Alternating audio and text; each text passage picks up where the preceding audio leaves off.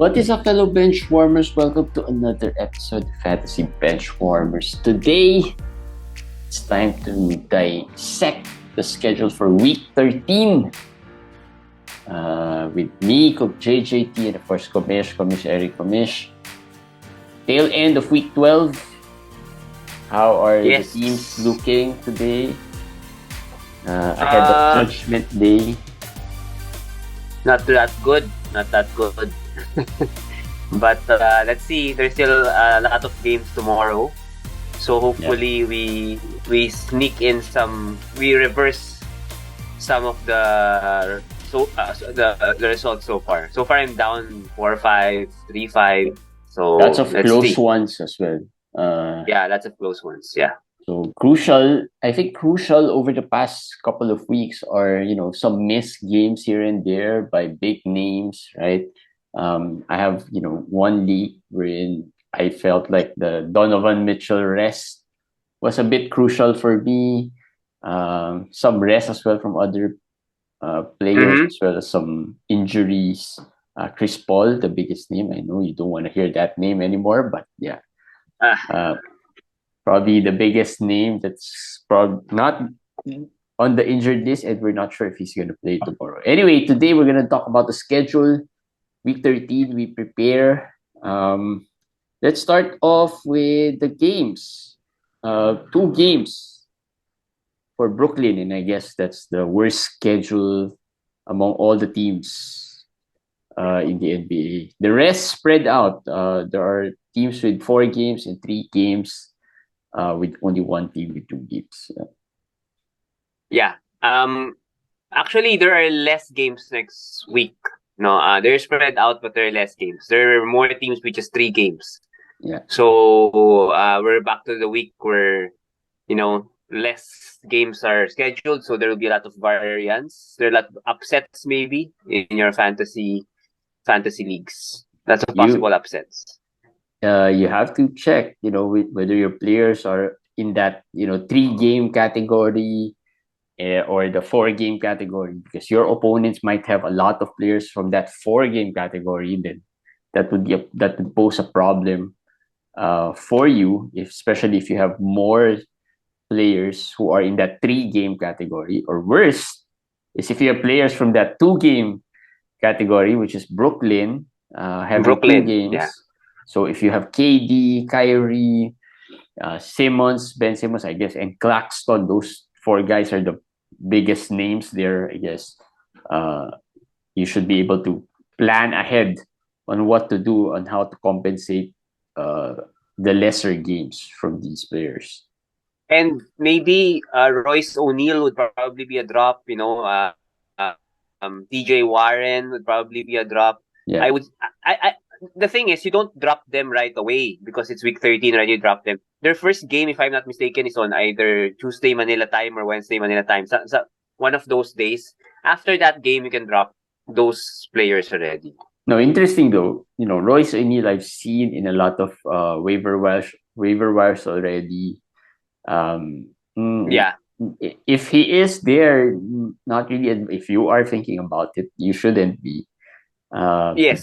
Streaming him in any of the games, it's a wasted move. Maybe just look into the other players as well. He's a very low end right now, the way Brooklyn's been playing.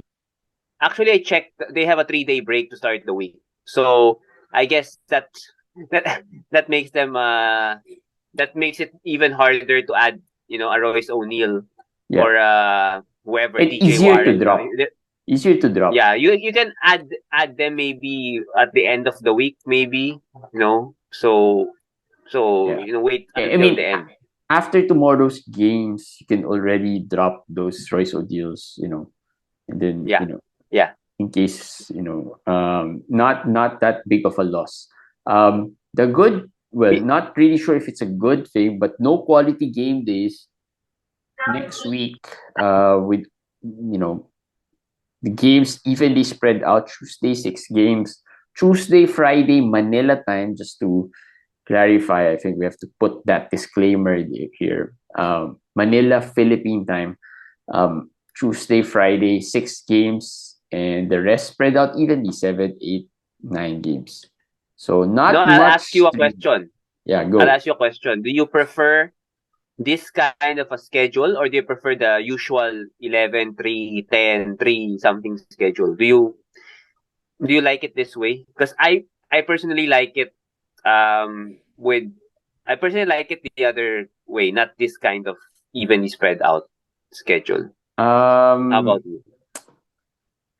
well, I personally like the other way because the time there to stream and do Yeah. stuff there probably is more tedious with this type of schedule in week 13 because Yes. there's more streaming days. And we're not saying that there are no quality game days. That means there's not much Stream. streaming opportunities. In fact, with this type of schedule, there would be more streaming Well, done because games with 6 days you probably don't have a full roster, right? Seven even the games, 7. even the 7 games, right? Even and then you have another 6 games, so you'll have to spend more time looking into. But the Yeah. good thing is, I think, um, yeah, you just have to check. The checking of streamers is just a matter of timing, I guess.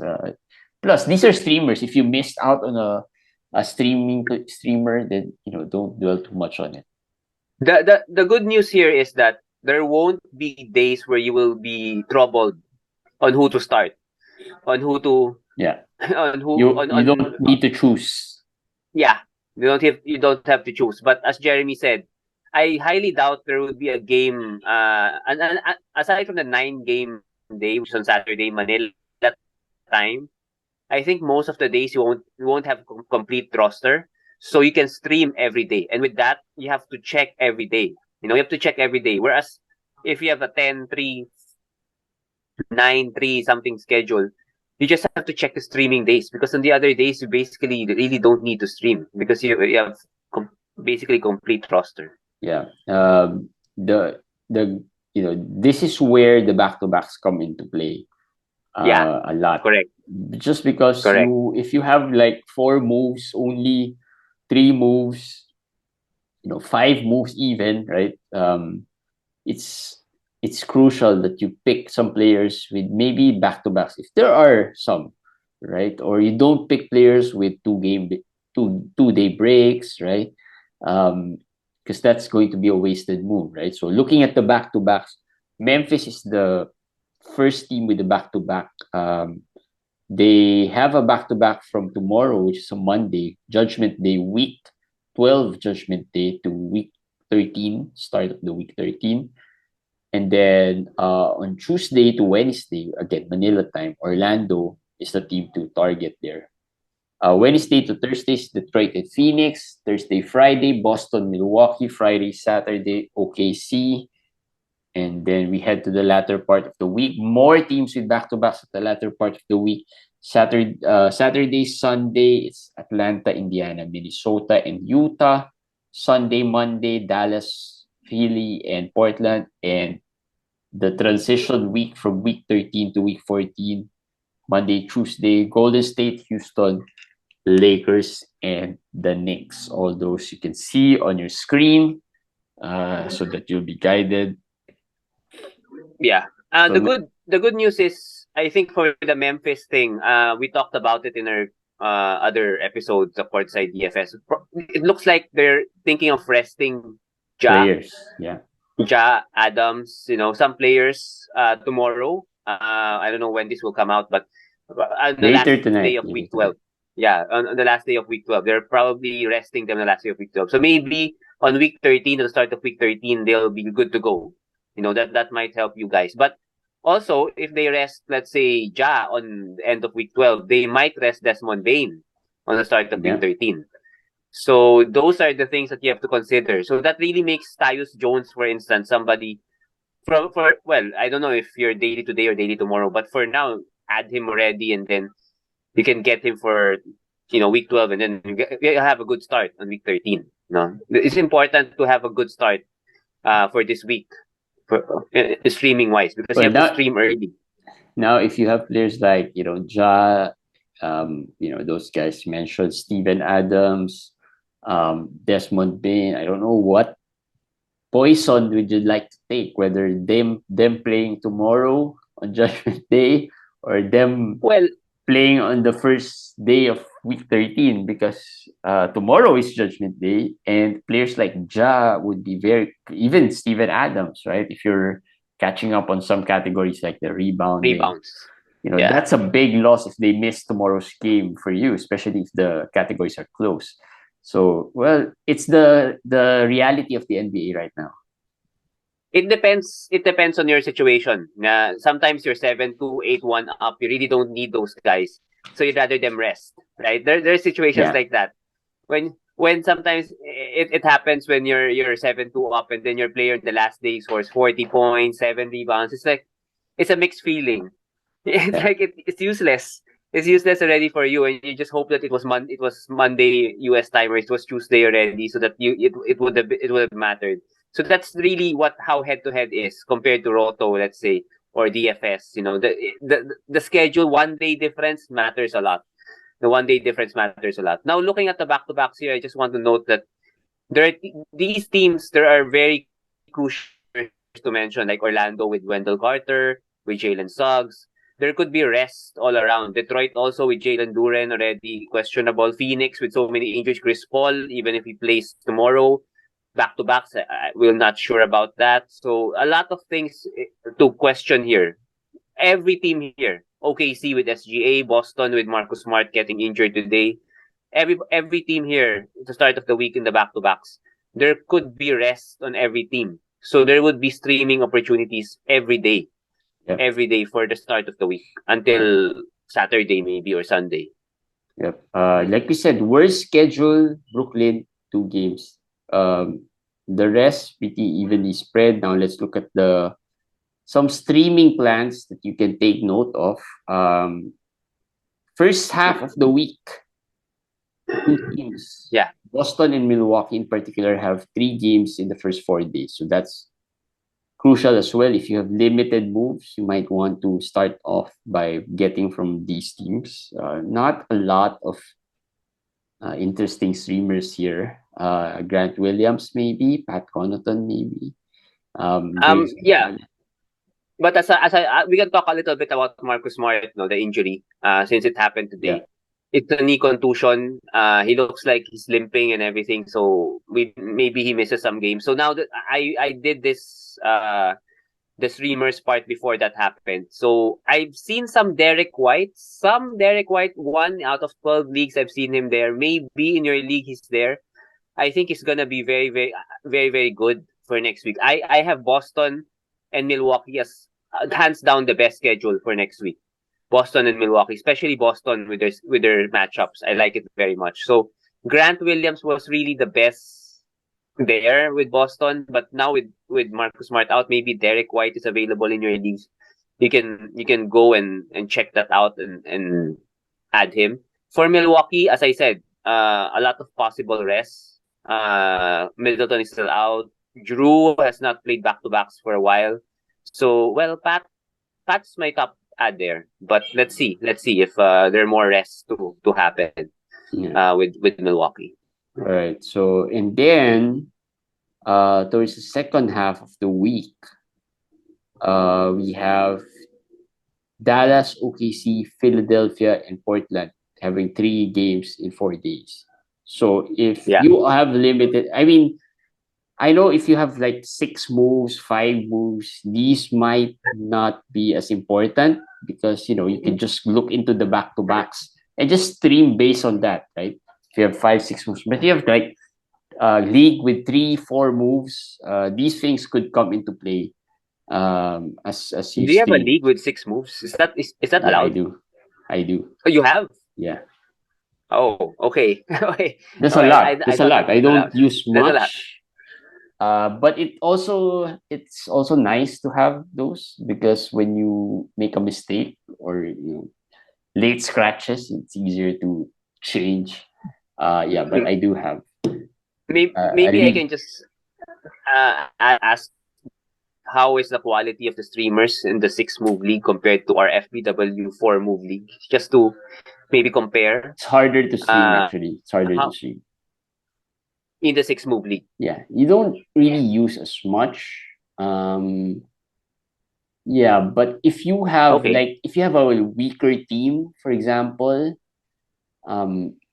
it's harder to to use the ad drops to recover, right? Because why is it harder in the 6-move league? Because it's faster. Like I think most of some managers just add for a day and drop them. So the waiver is there are more players on the waiver wire. So you have to wait a couple of days, a day or two before they clear. So you won't be able to stream, especially if they are quality streams, right? You'll be left out with streams that you're not really comfortable with. Worst, non guaranteed. If you have a 4-move league, right? Before you add, you really think about it. Right? Yes, it's more. Yes, that's true. Before you drop a player, even if they're deemed as a streamer, but if they're like a fringe, maybe a good hold as well for you, you'll think twice, right? But for the 6-move league, you don't think twice anymore. Just add this guy. If you make a mistake, hey, just change it again, right? Change it again. Who cares? It's easy to. Who cares? And then that goes into the waiver. So there's more players in the waiver. Plus, it's a really competitive league anyway. So managers know what they do. So not much available players there in the wire as well. So there. Nice segue. Nice segue. Yeah. Dallas, OKC, Philly, and Portland. Those 4 teams. In case you're looking for streamers, Kenrich Williams. This is the Kenrich Williams season. Every year there's a Kenrich Williams ad. Montrezl Harrell, in case Embiid. I think Embiid might be out a few more games. I'm not really sure. But there's really no timetable for him, right? Yeah, actually, I want to talk about Philadelphia for a while. No, their opponent next week to start the week. I have Montrez in my ads for the week. They have Pistons, Thunder, Jazz, and the Lakers. So if you look at that, they can realistically beat the Pistons and the Thunder and even the Jazz without Embiid. I think you agree with that, right? Yeah, I mean, they're good enough to beat those even guys. The Lakers, actually, that will be competitive. So it's not out of the question that they rest Embiid at the very least versus Detroit and OKC. No, so that's why I have Harrell there. No, although Embiid might surprise us, he might suddenly play, but again, looking at the schedule, this is good. That's why we look ahead. No, it's good to see who they're playing, what kind of games these are. I think it's not going to be very competitive games or very rivalry kind of games. So that's Philadelphia. So I think Embiid there with Harrell, maybe George Niang could be also somebody to look at. Now for OKC, as I said, Kenrich, Mike Muscala starting. Sometimes it's Kenrich, and Jalen Williams is still injured, so those two are safe. I would just like to add for Dallas, I didn't add here, Jaden Hardy, maybe somebody to look at. Reportedly, Luka tomorrow in their back-to-back will rest. Mm-hmm. That's the report. So in their next week, they also have a back-to-back to end the week. So maybe he rests again, and that's against Portland back-to-back. So then Jaden Hardy, the rookie, has been getting minutes. He's somebody to be to stream for the second half of the week. Yeah. And then in Portland, I'm not sure if there will be players missing out back to back. Nurkic might miss the back to back. Maybe, maybe, but game time decision. Drew Eubanks there. Yeah, so Drew Eubanks could be an option, but not a lot of options there in. Not a lot. Not a lot. Yeah. Not a lot. Pretty much the beneficiary of any missed games from the top players are rostered, or they're not really enticing enough to add them. Just to recap a little bit, no. The best case scenario for me is Derek White is available. You add him. The second half of the week, you can add Derek White and then some Montrezl Harrell. The second half of the week, some Kenrich here and there, and then some heavy dose of the OKC players also, or the Dallas players. That's the best case scenario for me. Those teams are really strong, streaming wise for next week. The good thing about adding Derek White now is that we don't know the timetable yet for Marcus Smart. So it could be more than just this week. So if you add him now, you might play it by day, right? You might have to hold him until the end of the week or until next week, depending on the Marcus Smart situation. So I think that's the best ad, just because it's a medium term ad, right? You won't waste a move until the next week, and you'll be pretty much assured of good quality games from a good quality fantasy player. So I think that's the best ad. Perfect. Teams with favorable schedule in terms of matchups. Sacramento with 4 games. They will go against Orlando, Houston, back 2 Houston games, and San Antonio. So, like we said, we like targeting the tanking teams. There's a good side and a bad side to it. Usually, the good side is that these teams are usually have faster pace, more possessions. The bad side of it is that this could be blowouts. But just the same, we want to let you know that these teams, Sacramento and San Antonio, would be good targets as well based on. And Philly, yeah. But when I saw the Sacramento schedule, that's really very good. Just to mention the Aaron Fox bonus, if you have them next week, you're in for a good week. You're in for a good week, especially the Aaron Fox and Kevin Werther. They'll have a good week next week. Now, this is interesting. So, Commish put in San Antonio there with 4 games, but they will be against Memphis, Golden State, and Sacramento. These are not really pushover teams. These are not tanking teams. Just wondering why putting that San Antonio team there, considering the matchups look, they're not. It's deceiving, right? We think Golden State could be one of the better defensive teams, but they're really not. They're not. And so, the pace of Memphis is fast. Sacramento, we know the pace of Sacramento. That's why I really like Sacramento next week, because they play fast already and they have those 4 games. They're really fast. Now the Spurs, the Spurs play also fast. You see versus Boston today, 116 was a high scoring game, and Memphis, Ja Morant, how the pace of Ja Morant is. Yeah, it could be a blowout. I get that, but we might not have Keldon or Devin Vassell anyways, and Potel also, by the way, also looks like he has an injury, quote unquote. So who cares if it's a blowout? I mean, there's no stars in San Antonio anyway. Right? Yeah. They'll play the same players, I think. Their starters are like their bench players anyway. So who cares if it's a blowout? So I think the games are very set very well for San Antonio. And the ads, actually, the Josh Richardsons, Jeremy Sohan, those guys are also very, very good ads next week. Though not streaming wise, but more of overall ad. Not streaming wise, maybe. If you have limited moves, right, you can look into these players as well. There are leagues with 2 moves only, right? Maybe just add Sohan or one player I really like is Zach Collins. Collins, that total. I'm not sure if it's a rest or an injury because they had the back-to-back. What's your take? On Potel? Yeah. I don't know. I just didn't they have a back-to-back? This is they have a back-to-back, but the injury was Achilles burst or something, and I searched it, and it's a kind of not a minor one. So, I mean, if they're gonna rest, why don't they just say rest, right? If they're gonna invent an injury, why don't they just say non-COVID illness or something, or soreness? I mean, putting an injury like that as the injury in the injury report makes me think there could be a real injury out there. So you mentioned Zach Collins. That's actually a very good player that you mentioned that I did not put here. It might have slipped my mind. But Zach Collins, that's a very, very good ad for him.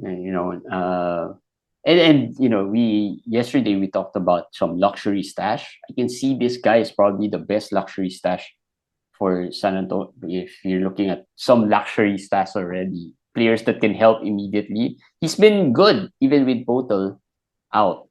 So I think with Potel playing, he's been already good the past couple of games. He's been serviceable already.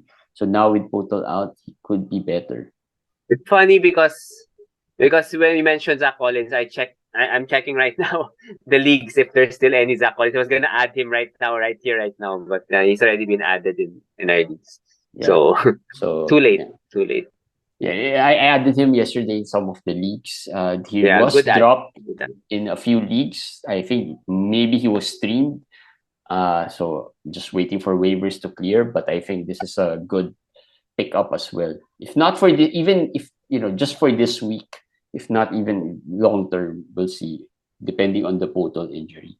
Malik Monk would be a player available.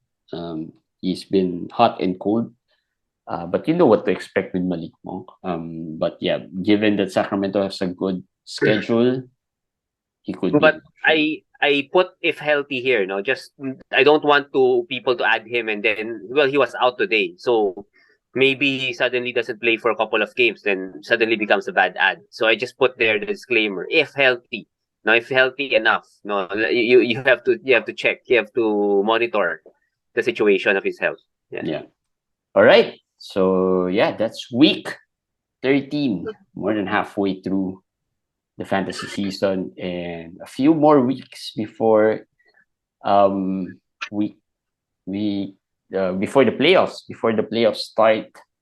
Wow. If you are down by a few games, I don't know what strategy. What if you are like 10th place right now, 4 games? Is it time to make some moves? Yeah, it is. I mean, week 13, if it's week 20, as you said, 6 or 7 weeks. If you're down, if you're like 6 or 7 games behind, it's hard. It's gonna be hard. You can't do the try to move up 1 game a week thing. It might not be enough because it's just 6 or 7 weeks left. You have to make moves. You have to make significant moves right now. Major moves. Yeah. If you're 6-7 games behind, make major moves. If you are major moves, 3-4 games behind, you might want to tweak something in your roster. You might look into what categories you are not winning, but really close to winning every time, right? Like let's say losing rebounds for like just 10 rebounds a game every week, right? You might just need to tweak something. If let's say your assists are too high, right? Maybe trade one of your assist guys into more rebounder to help you win that category, right? Some moves like that, just minor moves that can help you get over the top. If you are 3-4 games behind, that's easier to overcome, but not as easy as it sounds though. 3-4 games behind is also a lot.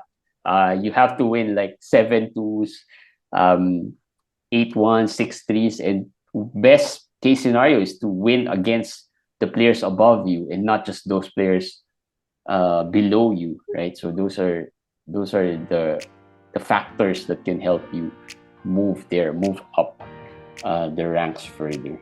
All right, yeah, that's it for today's episode of schedule analysis. We put in a little more into our schedule analysis this week with some takes as well on certain players.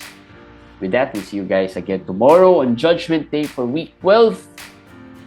And have a good week ahead, guys. Bye.